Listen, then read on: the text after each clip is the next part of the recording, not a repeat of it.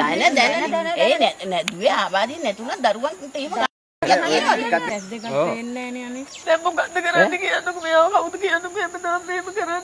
සම්බන්ධව ඉන්න ලොකුම ડોක්ටර් බලලා තමයි කිව්වේ දරුවගේ කන කම්බරේ සිදුරු වෙලා මගේ දරුවා අසනීපෙන් ඉන්නේ මේ දරුවගේ වයස ප්‍රමාණයට මොලේ වැඩිලා මදි අධිබරයෙන් ඉන්නේ දරුවගේ අධිබරත් සීනි තියෙන මේ දරුවට කොලෙස්ටරෝල් තියෙන මේ දරුවා ගොඩක් අසනීප තත්ත්වයේ මේ දරුවට අන්තිමට මිතුරු වෙලා තිබ්බේ කන් දෙක විතරයි දැන් ඒකත් මේ විදුහල්පති නැති කෙරුවා පචමදි වටහොරු විකල්පී මේ දිනය මාලිගාවත්ත PD සිරිසේන ක්‍රීඩාංගණයේදී සවස් 2ට සමගි ජන බලවේගය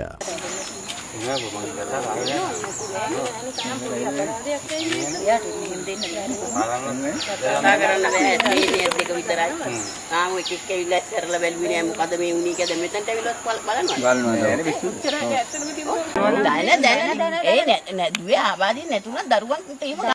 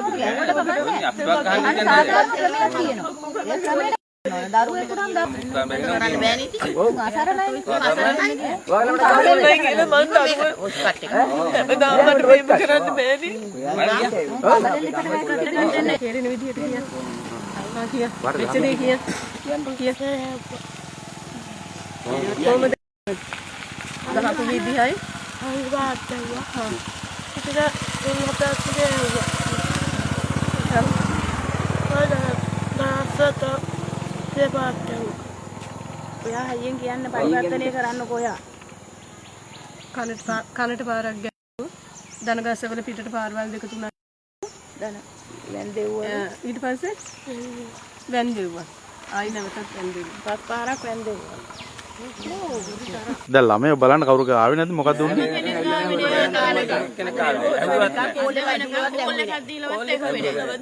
අඩුවානේ පන්ති පාර කුරුදු මිනිවත් ඇහුවේ නැහැ අඩුවානේ බේරගත්ත කෝල් එකක්වත් දුන්නේ නැහැ මේ පිළව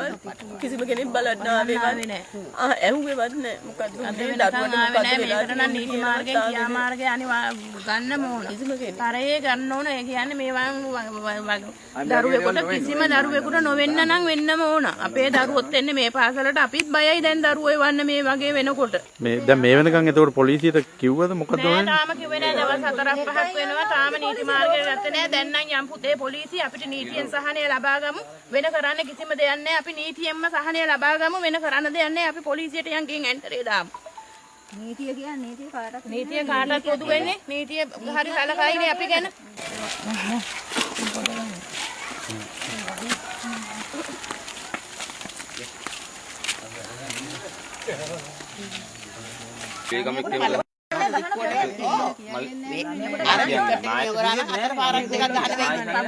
හැමදාම කාමාට එනවා ළමයෝ ගියන්නේ ඉස්කෝලේට මගේ පුතා මෙහෙ වෙනුස එනකොට මම උතුල පාර අඩුලා හිටියේ ලොකු සර් කොහේ හරි ගිහින් ඇවිල්ලා විනාඩි 5ක් ගෙන ඩාන් ගාලා සද්ද ඇහුණා. ඊට මේ ඉස්කෝලේ ආවා මම මගේ පුතාගෙන් මොකෝ කියා. යාළුවට ඒක ළමයි කිව්වා නෑ වෙනුසට පිටපාත් කරලා ඒ හැමතැනම ගැහුවා දනගස්සලා.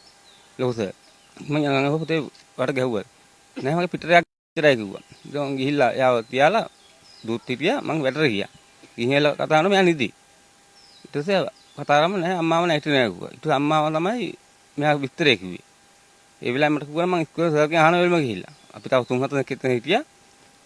සර් මේ මල්ගේක ගිහින් ඇවිල්ලා තින්නේ. ඒ නම් තමයි විනාඩි 5ක් යනවා තමයි. ඒකින්ද මං කියන්නේ මගේ දරුවට වෙච්ච සාධාරණයක් කරගෙන ජනමුතුමත් අධ්‍යාපනයතුමත් මැදිහත් මේක සාධාරණයක් කරන්න කියලා මං ඉල්ලන්නේ. තාලේ හිටියේ ඉස්කෝලේ මගේ පුතා යන්නේ එදා 20 අවුරුදු පටන් ගත්ත දවසේ ඒ ගිහිල්ලා ආවම මම වැඩෙල්ලේදී දරුවා ගෙදර නිදි දරුවේ ඇයි කියලා ඇහුවට පස්සේ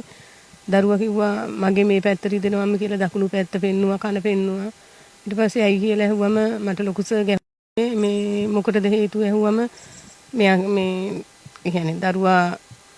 කියලා ඇහුවම මුකුත් කිව්වේ නෑ මොකද්ද මේ කියලා කිව්වේ නෑ මට හරියටම ඒ කියන්නේ දරුවට තියෙනවා මේ ලොකුස කනට තිබ්බ පාරට තමයි දරුවා ඒ කියාගන්න තේරුමක් උනේ නැත්තේ මට දැනෙන විදිහට මේ ළමයා ඊට පස්සේ මං කන බැලුවා ඇයි මේ පැත්ත ඇහෙන්නේ නැහැ අම්මේ මේ පැත්ත කැක්කුමයි අම්මේ කියද්දි දකුණු පැත්ත මේ ඒ බලද්දි තමයි මං කනේ ලේ දැක්කේ ඊට පස්සේ මං දරුවගේ විස්තර ඇහුවා කනේ ලේ ඇවිල්ලා තිබ්බ කනේ මේ පහත හරියටම මං දරුවගේ විස්තරය ඇහුවම කිව්වා පුතා මේ ලොකු සර් මට මේ බෙල්ල පහත් කරගෙන පිටට මේ මගේ කනට පාර මගේ තාම මේ පැත්ත කැක්කුමයි කිව්වා කනේ ලේ තිබ්බ හින්දා මං හොස්පිටල් අරන් ගියා දරුවව මෙඩි හෙල්ප් එකට අරන් ගියා MDK එකට අරන් ගියා ඒ වලින් දරුවව බාරගත්තේ නැහැ ඒ වල විශේෂඥ වෛද්‍යවරු නැහැයි කිව්වා එච්චර ලොකු ආයතනවල ඊට පස්සේ හොස්පිටල් අරන් යන්නේ කිව්වා හොරණ අරන් යද්දි හොරණ එපා කෙලිම නාගොඩ හරි පානදුරේ හරි අරන් යන්න කිව්වා මට පහසු නාගොඩ හින්දා මං අරන් ගියා එතනින් දරුවව බාරගත්තා ඒ බාරගත්තට පස්සේ ඊට පස්සේ දරුවම එතනත් වාට්ටුවේ ડોක්ටර්ස්ලාට විශේෂඥ වෛද්‍යවරු දෙන්නේ බැලුවා කන් සම්බන්ධව ඉන්න ලොකුම ડોක්ටර් බලලා තමයි කිව්වේ දරුවගේ කම්බරේ සිදුරු වෙලා මේ දරුවගේ කන පරිස්සම් කරා ගන්න ඕනි වතුර බින්දුවක්වත් යන්න නොදී වතුර චුට්ටක් හරි ගිහිලා දරුවා කන පැහැවුවොත් සදහටම දරුවා කන මේටත් වැඩි අන්ත තත්ත්වයකට කියන්නේ ඇහිමේ ඇහෙන්නේ නැති තත්ත්වෙටමපත් වෙනවා ඒ කිව්වා මගේ දරුවා අසනීපෙන් ඉන්නේ කුඩා කාලේ ඉඳන්ම ළමා රෝහලේ හොරණ හොස්පිටල් එකේ දෙකෙන් මං ක්ලිනික් කරන් යනවා මේ දරුවගේ වයස ප්‍රමාණයට මොලේ වැඩිලා මදි එමයි දරුවා අධිපරයේ ඉන්නේ දරුවගේ අධිපරත් සම්බන්ධව ඒකයි දරුවා